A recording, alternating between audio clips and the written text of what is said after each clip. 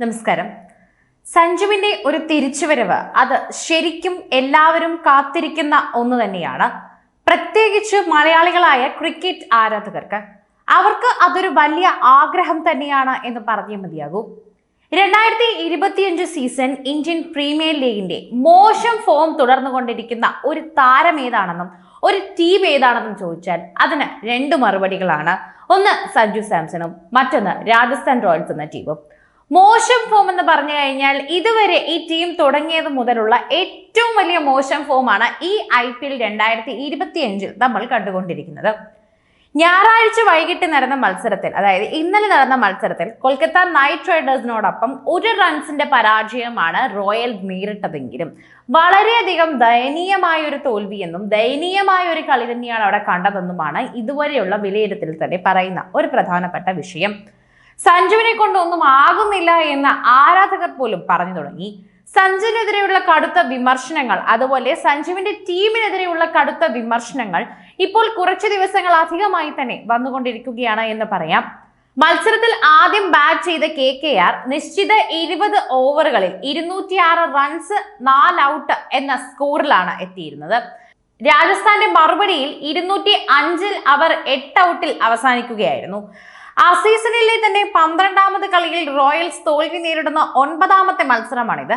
ഈ മത്സരം 12-ന് ചെന്നൈ സൂപ്പർ കിങ്സിനെതിരെ രാജസ്ഥാൻ റോയൽസിന്റെ അടുത്ത മത്സരം കൂടിയുണ്ട്.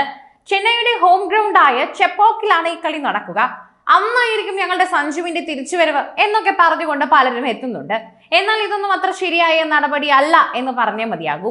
പരിക്കിനെ തുടർന്ന് കഴിഞ്ഞ കുറച്ചു മത്സരങ്ങളായി തന്നെ പുറത്തിരിക്കുന്ന മലയാളി സൂപ്പർ താരം സഞ്ജു സാംസൺ ഈ മത്സരത്തിന്റെ ടീമിന്റെ ക്യാപ്റ്റനായി തിരിച്ചെത്തുമെന്നാണ് സൂചനകൾ. ദയനീയ ഫോമിലൂടെ തന്നെ കടന്നു പോകുന്ന റോയൽസിന് വളരെയധികം ആശ്വാസം നൽകുന്ന കാര്യമായിരിക്കും ഇത് എന്നുകൂടി പറയുന്നുണ്ട്. റെഡ് സ്പോർട്സ് ആണ് ഇപ്പോൾ ഇതിനെക്കുറിച്ച് ഇക്കാര്യത്തിൽ സൂചനകൾ പുറത്തുവിട്ടത്. നേരത്തെ ഡൽഹി ക്യാപിറ്റൽസിനെതിരായ കളിയിൽ നിന്ന് ബാറ്റ് ചെയ്യുന്നതിനിടയിലായിരുന്നു സഞ്ജു സാംസണ് പരിക്കേറ്റത്. ഇതേ തുടർന്ന് അന്ന് ബാറ്റിംഗിനിടെ റിട്ടയേർഡ് ഹാർട്ടായ താരം പിന്നീട് ഇതുവരെ കളിക്കാനായിട്ടില്ല. കഴിഞ്ഞ 5 കളികളിലും താരം പുറത്തിരുന്നു. ഈ കളികളിൽ ആകെ ഒരെണ്ണത്തിൽ മാത്രമാണ് ഇവർക്ക് വിജയിക്കാനുമായത്. സഞ്ജുവിന്റെ അഭാവം ഈ കളികളിൽ ടീമിനെ കരുത്തിനെ ബാധിച്ചു എന്ന് പറയുന്നവരുണ്ട്. എന്നാൽ സഞ്ജു ഉണ്ടായിരുന്നുവെങ്കിലും വലിയ ഉപയോഗമൊന്നും ഉണ്ടാകില്ല എന്ന് പറയുന്നവരും ഇതിൽ ചുരുക്കം തന്നെയാണ്. സഞ്ജുവിന് പകരം ടീമിന്റെ നായകസ്ഥാനം ഏറ്റെടുത്ത റിയാൻ പരാഗിനാകട്ടെ പ്രതീക്ഷിച്ച മികവിലേക്ക് ടീമിനെ നയിക്കാൻ സാധിച്ചില്ല എന്നതാണ് ഏറ്റവും വലിയ കുറവായി തന്നെ ഇവർ പറയുന്നത്. സഞ്ജു മതിയായ കാര്യങ്ങൾ അവർക്ക് നൽകിയിരുന്നില്ല എന്നും ട്രെയിനിങ് നൽകാത്തത് കൊണ്ടാണ് ഒരു ക്യാപ്റ്റൻ എന്ന നിലയിൽ അദ്ദേഹം പെട്ടെന്ന് പോയപ്പോഴേക്കും പരാഗിനെ കൊണ്ടത് നേരിടാൻ സാധിക്കാതെ പോയതെന്നും പറയുന്നു. അദ്ദേഹത്തിന്റെ ക്യാപ്റ്റൻസി പലപ്പോഴും അബദ്ധ തീരുമാനങ്ങളിൽ നിറഞ്ഞു നിന്നിരുന്നു എന്നാണ് പറയുന്നത്. സഹതാരങ്ങളെ പ്രചോദിപ്പിക്കുന്ന കാര്യത്തിലും പരാഗിന് മികവ് കാട്ടാനായിട്ടില്ല. അതേസമയം സഞ്ജു സാംസണെ സംബന്ധിച്ച് നിരാശാജനകമായ ഒരു സീസൺ തന്നെയാണ് 2025-ലേത്.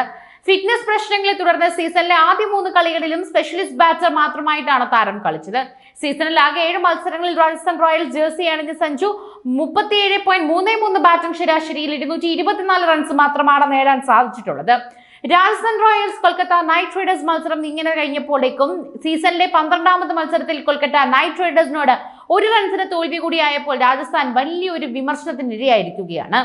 മത്സരത്തിൽ ആദ്യം ബാറ്റ് ചെയ്ത KKR 206, അതായത് 4 ഔട്ടിൽ കൂറ്റൻ സ്കോർ നേടിയപ്പോൾ 25 പന്തിൽ 57 റൺസ് നേടി പുറത്താകാതെ നിന്ന ആൻഡ്രെ റസൽ തന്നെയാണ് കളിയിലെ ഏറ്റവും വലിയ കേമൻ. രഘുവംശി 44 റൺസും അജിങ്ക്യ രഹാനെ 30 റൺസും നേടി. ഇനി സഞ്ജുവിന്റെ തിരിച്ചുവരവിന് പറഞ്ഞേ മതിയാകൂ. അതിനെ കാത്തിരിക്കുകയാണ് പ്രേക്ഷകർ. അതിന് എന്തുണ്ടാകുമെന്നതാണ് അടുത്ത ചോദ്യമെന്ന് പറയുന്നുണ്ട്.